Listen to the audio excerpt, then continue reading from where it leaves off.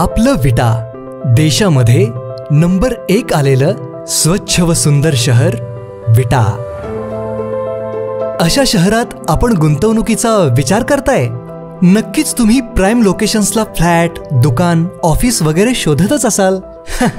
मग निश्चिंत रहा, गुणवत्ता, सचोटी, लोकेशन्स व सर्व पर्यायांसाठी विट्यातील नंबर 1 चा brand Shri Rajalakshmi construction group. शहरातील प्रत्येक प्रमुख ठिकाणी आम्ही आहोतच।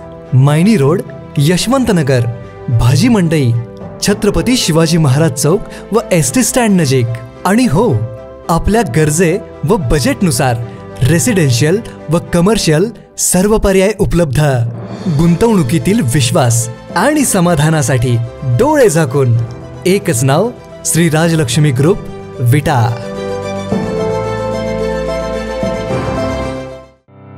शेतीमधील उत्पादन अनेक पटींनी वाढवण्यासाठी शेणखताच उत्तम पर्याय असलेली संपूर्ण सेंद्रिय पद्धतीची सॉइल चार्जर टेक्नॉलॉजी आता विट्यात उपलब्ध। चला तर मग श्री केदारनाथ कृषी सेवा केंद्र विटा येथे शेतीमधील प्रत्येक पिकास पर्याय उपलब्ध। प्रत्येक पिकासाठी मोफत मार्गदर्शन। श्री केदारनाथ कृषी सेवा केंद्र, नेवरी रोड, शितोळे मार्केट, गाळा नंबर 3, विटा। प्रोप्रायटर प्रमोद पाटील। संपर्क 98 903 13778। नमस्कार, प्राईम न्यूजमध्ये आपल्या सर्वांचे स्वागत। गलाई बांधवांच्या प्रश्नासाठी झगडणाऱ्या अखिल भारतीय मराठी व्यापार असोसिएशनचा आवाका संबंध देशभरात पसरत असलेला पाहायला मिळाला। बरेली येथील भव्य मेळाव्यानंतर हैदराबाद येथील मेळाव्याने या संघटनेची ताकद दिसून आली। मराठी माणूस कधीच एक होत नाही या म्हणीला छेद देणारा मेळावा सिकंदराबाद येथील त्रिपोली मैदानावर झाला। गुजरात, केरळ, दार्जिलिंग, पश्चिम बंगाल, कर्नाटक, महाराष्ट्र, तमिळनाडू, पंजाब आदींसह संबंध देशातून या कार्यक्रमासाठी प्रचंड संख्येने गलाई बांधव उपस्थित होते। ज्येष्ठ गलाई उद्योजक विनोद शेठ पवार, धनराज शेठ, अक्षय शेठ अर्जुन आणि सहकाऱ्यांनी अतिशय देखणे नियोजन केले होते। इन्कम टॅक्स कमिशनर सचिन मोटे व पुणे येथील गलाई उद्योजक दत्ता काका देवकर यांची उपस्थिती सर्वांचे लक्ष वेधून घेत होती। अतिशय बहारदार अशा झालेल्या कार्यक्रमात अध्यक्ष अनिल पाटील नेमके काय बोलणार याकडे सर्वांचे लक्ष लागून राहिले होते। अतिशय आक्रमक भाषणात त्यांनी गलाई बांधवांनी व त्यांच्या संघटनांनी एकत्रितपणे काम करूया असे सांगत संघटनेला कुणी त्रास द्यायचा प्रयत्न केला तर मात्र त्यांना संघटनेतील गरम व तरुण रक्ताचा सामना करावा लागणार असल्याचे सांगितले। पाहुयात काय म्हणालेत अध्यक्ष अनिल पाटील।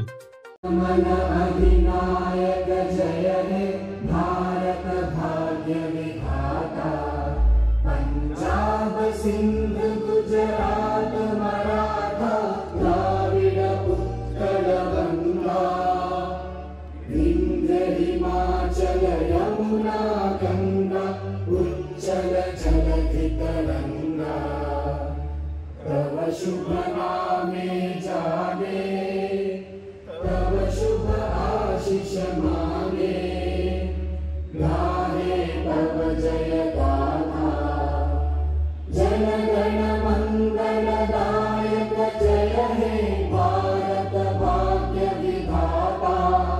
जय हे, जय हे, जय हे, जय जय जय जय हे। भारत माता की जय, जय शिवाजी, जय भवानी, जय भवानी, जय शिवाजी। हर हर महादेव। तुमच्याकडे गाळा येतय त्याच्यावर मजुरीची पर्ची काटा। 200 ग्राम सोनं गाळ्यानंतर 200 रुपये किंवा 400 रुपये जीवी असतील त्या 400 रुपयाची पर्ची काटा आणि त्या 400 रुपयाचा प्रत्येक महिन्याला टॅक्स, मजुरीवर बसणारा टॅक्स सरकारला द्या। आणि ज्या वेळेला तो सोन्याचं पेमेंट मागतो तर त्याला सांगायचं माझ्या दुकानाचं रजिस्ट्रेशन आहे आणि तुझं पेमेंट मी 1 नंबरनं देणार आहे। ज्या वेळेला तुम्ही 1 नंबरनं पेमेंट दिला पण आपण चुकीचं वागतोय आणि दुसऱ्याला दोष देतोय। वेळ भरपूर झालेली आहे पण मला आज बोलायचं काय, माझ्या बरेलीच्या कार्यक्रमामध्ये मला बोलायचं होतं, आपल्या माणसांना सांगायचं होतं पण माझा स्वतःचा कार्यक्रम होता आणि माणसं म्हणणारी स्वतःच्याच कार्यक्रमात भाषण द्यायला लागलाय म्हणून मी बोललो नाही। बरीच लोक आपल्याला केंद्र सरकारच्या बद्दल मी थोडक्यातच आणि सांगतो, आपल्या संघटनेची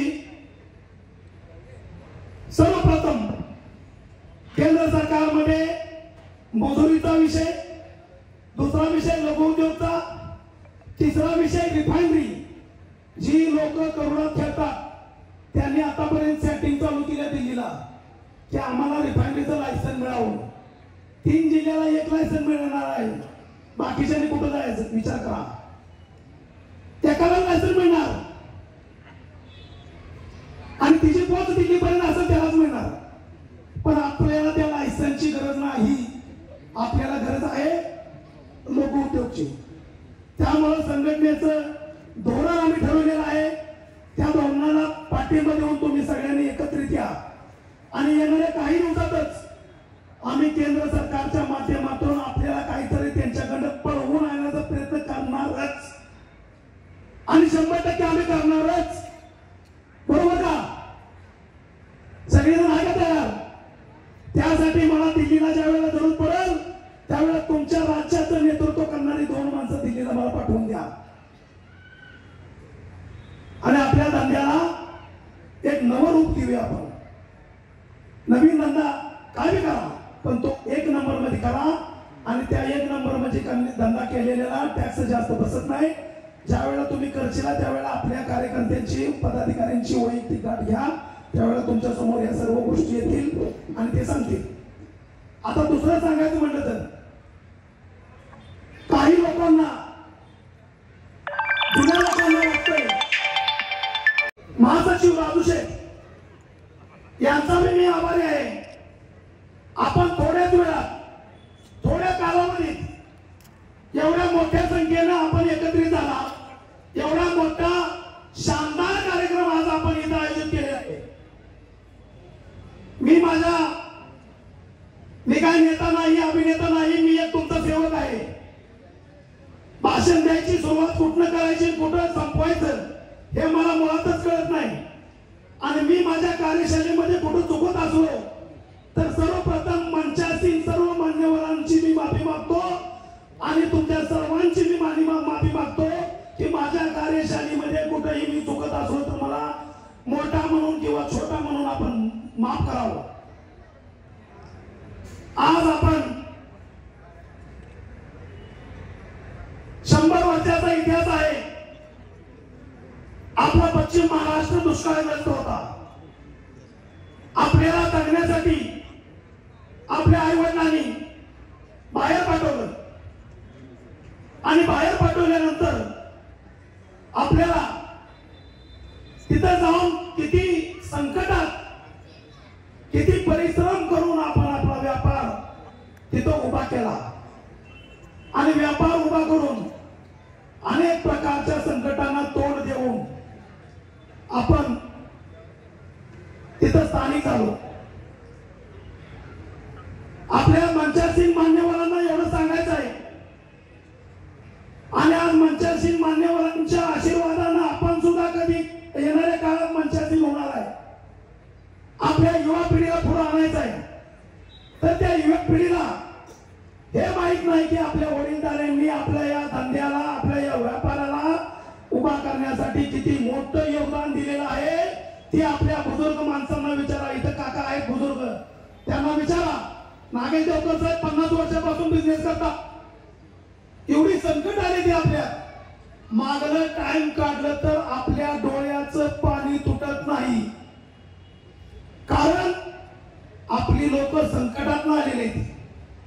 त्यांची मदत करण्यासाठी कुठल्या खासदारनं कुठल्या आमदारनं तिथं जाऊन मदत केलेली नाही आणि आतापर्यंत आपल्या गराई बांधवांना सगळ्यांनी गराई बांधवांचीच मदत घेतलेली आहे. पण गराई बांधवांची मदत कुणीही केलेली नाही. थोडी बहुत कुणी केली असेल तर ते मित्रतामध्ये केली आहे. तुमची मित्रता सगळ्यात जास्त मित्रतामुळे आपल्या या व्यवसायाला साथ मिळाला आणि त्या साथ मिळून 1 से 11 हो गए, 11 से 111 हो गए, 111 से ये मतलब 11 करके आज पूऱ्या देशात 797 जिल्ह्यापैकी 700 जिल्ह्यामध्ये आपल्या या अखिल भारतीय मराठी व्यापारी असोसिएशनचा पदाधिकारी आहे. आज आपण 700 जिल्ह्यामध्ये पोहोचलेलो आहे. तुम्ही सर्वांनी माझ्यावर विश्वास ठेवा. मी एक सेवक आहे.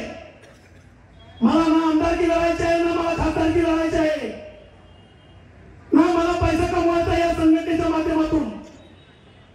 आणि ज्या वेळेला आपण एकत्रित राहू त्यावेळेला आपण आतापर्यंत आपल्याला एका दुसऱ्यानं कुणी काय दिलं नाही, सरकारनं आपल्याला काय दिलं नाही, आपल्या जिथं आपण राहतो तिथल्या नेत्यांनी काय दिलं नाही, आणि जिथल्या ज्या मातीत आपण जन्म केलाय त्या नेत्यांनी सुद्धा आपल्याला काय दिलं नाही.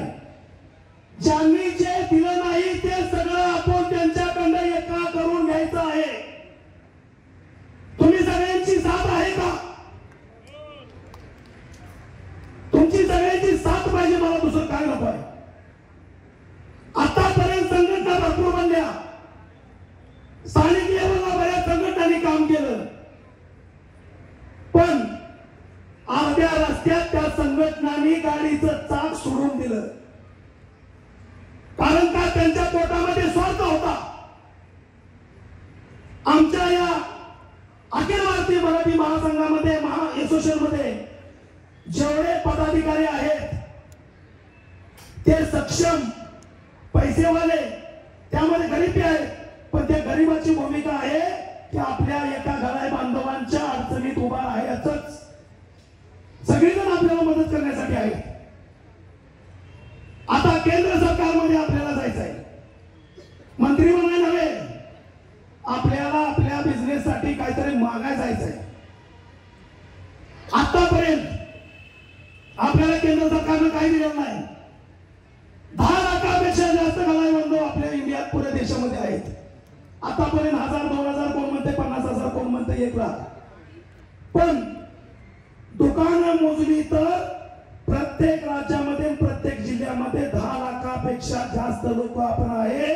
आणि आपली फॅमिली आणि आपल्या दुकानात काम करणाऱ्या मुलांची फॅमिली ही बी आपलीच फॅमिली आहे. अशी धरली तर आपण 2 ते 3 करोड लोक या धंद्याशी निगडीत आहे. आपण एकत्र नाही झालो तर येणाऱ्या 4 वर्षात जो बिझनेस आपला राहिलेला आहे तो आपल्या हातातून जाणार आहे आणि तो दुसऱ्याच्या हातात जाणार आहे. बोलायच्या अगोदर आपल्याला 1 रुपये लॉन्च करायचा आहे. आणि त्या 1 रुपयाचा फायदा म्हणजे आतापर्यंत कोणी 1000 लोक सदस्य बनवली, कोणी 1500 बनवली, कोणी 500 बनवली, पण आपल्या या संघटनेची लोकसंख्या आतापर्यंत 3 लाखाच्या वर गेलेली आहे. आणि आपण कोणाचा रुपया घेतला नाही. अक्षय वयासारखी, विनोद शेठ सारखी, अभिजित भैयासारखी और धनराज शेठ सारखी माणसं, मोठ्या दिनाची माणसं आपल्या संघटनेमध्ये आहेत. आणि आज या मंचावर 2 राज्याची घोषणा मी करतो. पोपटचे यांनी आमचे पंजाबचे अध्यक्ष पुढे या. चोपडी गावाचे सुपुत्र आहेत, पंजाब मध्ये अमृतसर मध्ये यांचा बिझनेस आहे. आणि आज या तुमच्या या मंचावर त्यांनी जाहीर केलेला आहे 7 एप्रिल रोजी संघटनेचा भव्य मेळावा अमृतसर पंजाब मध्ये. आणि त्या मेळाव्याला सर्वांनी आपापल्या पैशाने जायचं आहे. कुणाचं तिकीट पाठवलं जाणार नाही, पण सर्वांनी जायचं आहे. आणि त्या अमृतसरच्या मेळाव्यामध्ये लाखो लोकांनी पोहोचायचं आहे. दुसरं, आमचे संपतराव माने गुजरातचे अध्यक्ष त्यांनी बी जाहीर केलंय 2024 मध्ये हे संपतराव माने कंजेगावचे सुपुत्र आहेत. यांनी जाहीर केलंय की गुजरातच्या राजधानीमध्ये किंवा गुजरातच्या मोठ्या सिटीमध्ये, राजकोट सिटीमध्ये आपल्या संघटनेचा भव्य कार्यक्रम असणार आहे. ही कार्यक्रम का घ्यायचा आहे?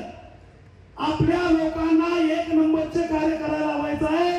आणि ज्या परिसराने आतापर्यंत आपण राहिलेलो आहे त्यातनं निघून आपल्याला एक प्रतिष्ठित व्यापारी, सन्मानित व्यापारी आणि इज्जतदार व्यापारी बनायचा आहे. आतापर्यंत आपण हे केलं नाही, त्याच्यामुळे आपल्याला लय मोठं नुकसान झालेलं आहे. आणि 40 वर्षाचा इतिहास बघितला तर आपण फार पाठीमागे गेलेलो आहे. आणि अजून सुद्धा आपण आपले मतभेद ठेवले तर आपण 40 नाही 80 वर्षाच्या पाठीमागे जाणार आहे. आणि येणाऱ्या काळात आपल्याला हे बिझनेस दुसऱ्या लोकांच्या हातात जाणार आहे. एक मी या मंचावर अजून सांगतो, माझ्या दुकानात काम करणारं पोरग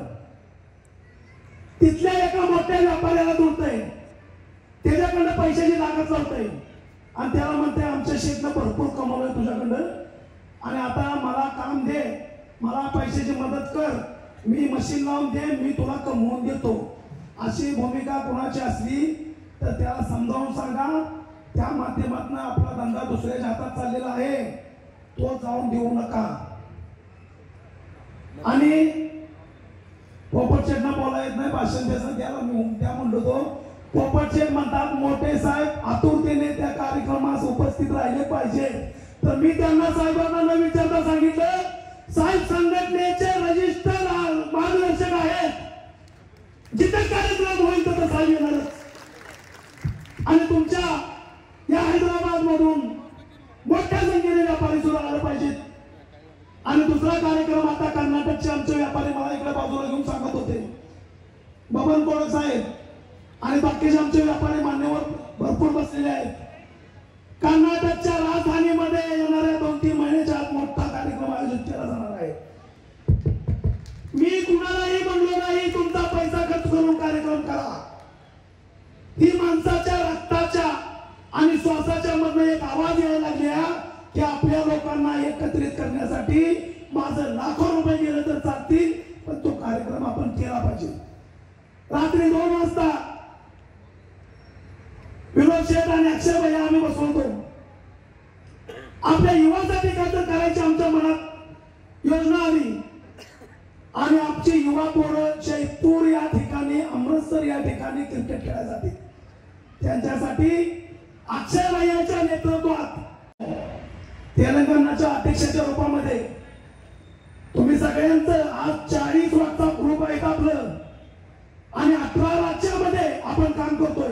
18 राज्याची लोक आपल्या संग जुळली ती आज आलेले या 15 दिवसात आणि काल आजपासून मॅसेज यायला लागले. मॅसेज एक मी कोणाचं नाव घेत नाही, मॅसेज असे यायला लागले की आम्ही 10 वर्षाच्या पाठीमागे ते केलं, आम्ही 15 वर्षाच्या पाठीमागे ते केलं. 2008 साली पुणे रेल्वे स्टेशनच्या पोलिसांवर कारवाई मी केली. 2021 साली आदरणीय प्रतापदादा जिवंत होते, पुण्याच्या पोलिसांनी एका आपल्या घराच्या बांधवाला लुटण्याचा प्रयत्न केला.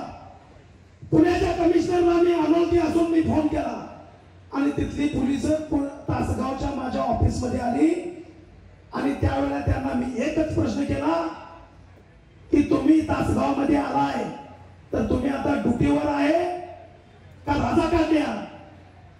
तर त्यांनी सांगितलं नाही, मी पुण्याच्या एसपी ला फोन केला आणि त्यांना सांगितलं आमच्या लोकांना लुटणारी पोलीस तासगाव मध्ये आली ती आणि ती आज ड्युटीवर आहेत का रजेवर आहेत? तर त्या एसपी मॅडमने सांगितलं सगळी रजेवर आहेत.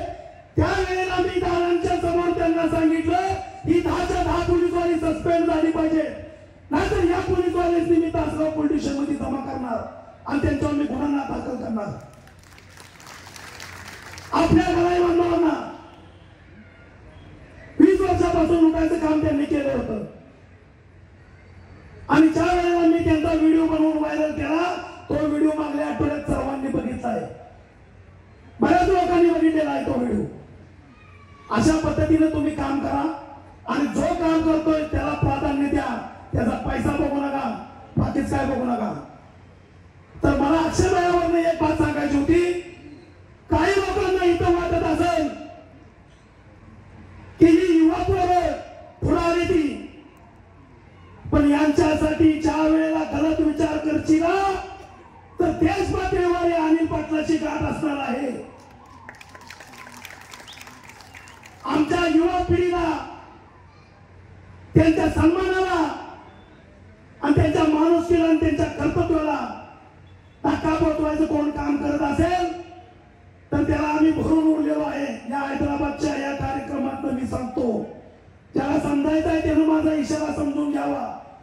पण त्याच अजून मी सांगतो, एकत्रित आला तर आपण राष्ट्रीय मंचावर एकत्र काम करू आणि तिथनं आपल्याला सरकारकडे घ्यायचं आहे.